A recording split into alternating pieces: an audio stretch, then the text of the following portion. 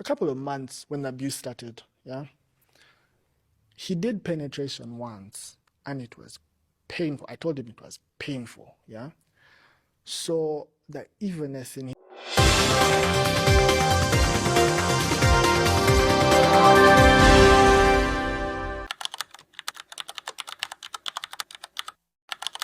Kitalo kitalo ddala amazze bambi n'ava mu bulamu bw'ensi eno. Oyo omukyala gulaba ku screen yo amanyikiddwa nga Helen Nakimuli oba abadde woman MP w'ebitundu eby'eKalangala avudde mu bulamu bw'ensi eno eddakiika ntono nnyo emabegaawo era nga His Excellency Robert Kyagulanyi akakasizza okufa kwe. Subscribinga gwetanaba ku subscribinga yeekomedde ku mukutu okola kyamanyi video gyempere like ate ku speed y'amangu nnyo etambule. I felt a grab in my neck.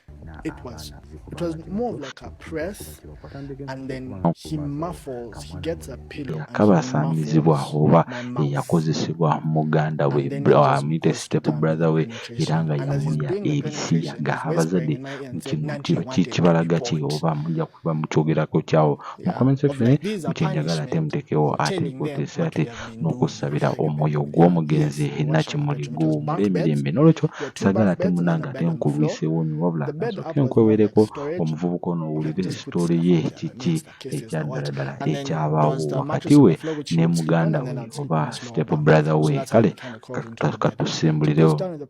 A couple of months when the abuse started, he did penetration once and it was painful. I told him it was painful, So the evenness in his mind said, I don't even know if he was working on it. Anyway, he looks at me and says, if you don't want me to do that again, you get me money. But I'm a child in P5. Where am I supposed to get money? So I begin to steal from my parents. 10,000, 20,000, 10,000, 20,000. It's a whole back and forth of me stealing from my parents. And every time money would get lost, they would ask, Eliza, did you take the money? Eliza, did you take the money? I'd say, no. After my dad has brought out the road and given you 1, 2, 3, I say, okay, yes, it was me. And they ask me, where is the money? I've used it. But I'd never got, because then I remember there's a conversation I had with my mom. I think it was now, they're like Confronting and what, doing small transformation. And she's asking me, Konkeze sente, zokwiba, use it where? You're not buying new things in the house. We don't find you with things. Where are you putting this money? And I would always keep quiet and look at her, and she would kind of move off it. So because of that thing of Eliezer will only tell the truth after you've beaten him. I understand why when my brother said he's in discipline, he's looking for someone to blame, it was easy for them to flow with that explanation. That night, everyone was asleep, but that house had never been as silent as it was that night. I'm sleeping, it's almost morning, because you can slightly see the blue coming out of the darkness of the pitch of night, Clearly, it was a Thursday because of a show that used to be on TV Africa. It was a Kirikou cartoon that I'd love watching on Thursday. So it was a Thursday. I get on my watch, I do all the chores that I'm meant to do. I do my homework, I'm saying I'm watching. When he comes out of the bedroom, he is unusually nice. Now, I said how my dad said when he didn't listen, beat him. There was an authority that was now built. He was always like really strict, really mean. But then one day, he is weirdly nice. He comes into the sitting room, he sits. He didn't even ask me about my homework. He didn't ask me about if I've washed my uniforms. He sits, he's looking at the cartoon, a couple of commentary here and there. And then he says, I forgot my phone on my bed. You go and get it. He had a BlackBerry, and I think that was my first time seeing. It was those BlackBerries where it's a touch screen, and then when you flip it up, it has buttons. I remember them. So occasionally I'd play Diamond Rush on his phone. So it was all of us as siblings. Whenever I'd have his phone, you're excited. So I go to the bedroom, I pick the phone, and there's porn. Like the phone was open on the bed. Yeah. So I picked the phone and there was porn playing, like paused, but it was porn. Yeah.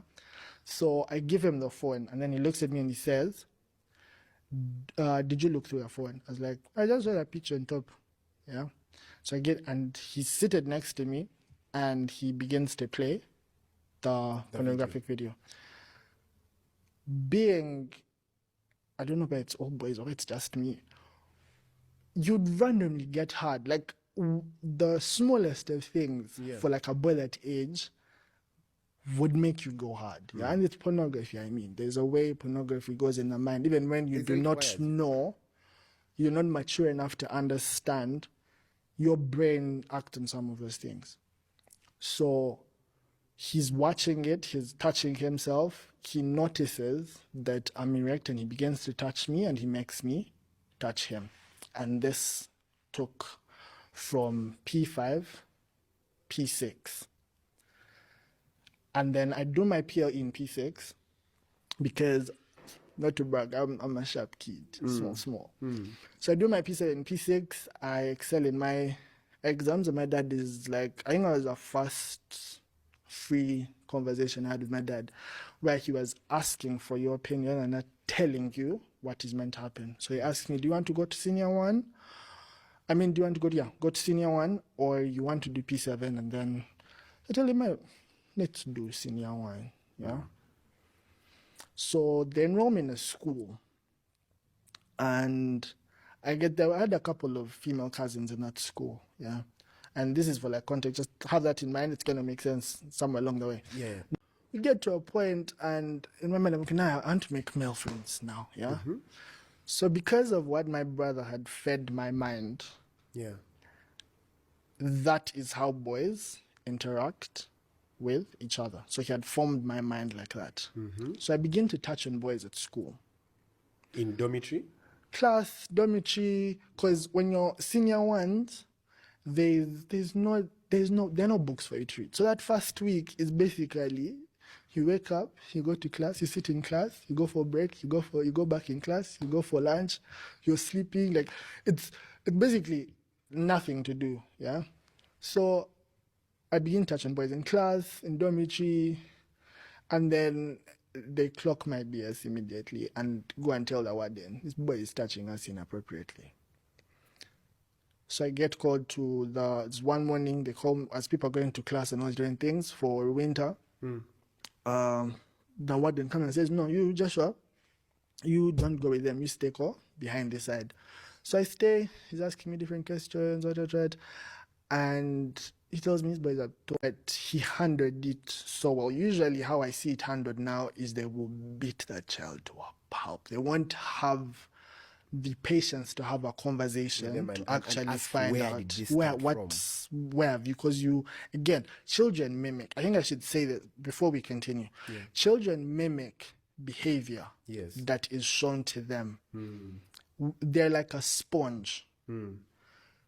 If you train a child that this is a particular accent that they're supposed to speak in, that child will pick that accent, and there's a possibility that they will live their entire life speaking like that. So because the conversation he had was a conversation of trying to find out, this is not behavior that you're born with, you must have seen it somewhere. But because again, in the back of my mind, my brother tried having that conversation with you. Yes. But at the back of my mind, my brother loves me. He's no longer mean to me. Yeah. He no longer beats you? He no longer beats me when I don't do it, when I don't do the homework, when I don't wash. He himself sometimes washing my uniforms for me. Yeah. So I'm like, oh, this good behavior that he has towards me started after we were doing these things. So I don't want to get him into trouble. Yeah. So I tell him a BS story. I tell him, when I was at a particular school, they had a hostel thing. My parents put me in hostel, and then that's where I learned it from. So it's like, okay. So we go and talk to the HM. Now it's a Catholic school. So it's the HM, him, and one of the priests that used to lead us through those service things. He told me to reiterate the story. Tell them the story. They had called my parents. My parents arrive. They go in the office. They're telling them the story I told them. And my dad is like, hold on. We never put that boy in hostel. He was a day scholar. In primary? Yeah. So what is he saying? Hostel and what and all these different things. So my dad beats me in that office. And I say, oh, okay, fine. I finally say my brother is the one that has been teaching me those things. So we get home. Now when we get they home, expelled you from the school? they expelled me from the school. They're like, oh, this behavior, it's not one of like, okay, a child is coupling or a child is stealing. The church always frowns about having topics around sex and all those things. So I get expelled. I go home. My dad sits, we sit, my dad, my mom, me, my half brother.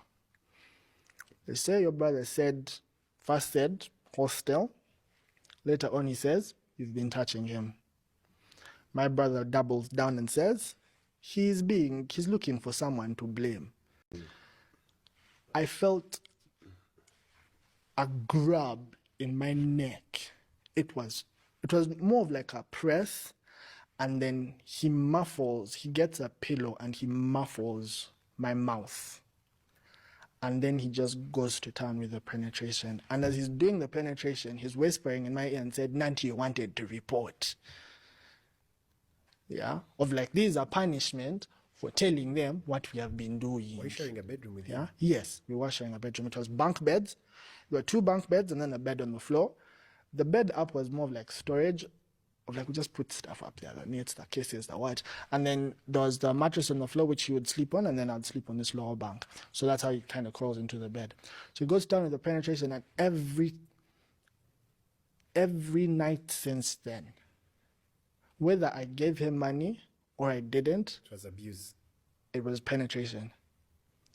Now I remember watching this series, and the girl in the series was being abused. And the way she got away from the being abused is she ran away from home. So I'm like, Chigwadi. When I watched that episode, like, tonight, it's not happening to me. Grab a sweat, because my dad was always back and forth from China, all these different things. There's some warm jumper he had, because that's what the girl looked for. She looked for the warmest thing in the house. I got my dad's jumper, my mom's changer. I got my dad's fluffy socks. I put them on. Put on my dad's canvas because we had the same foot. And I walked and I went.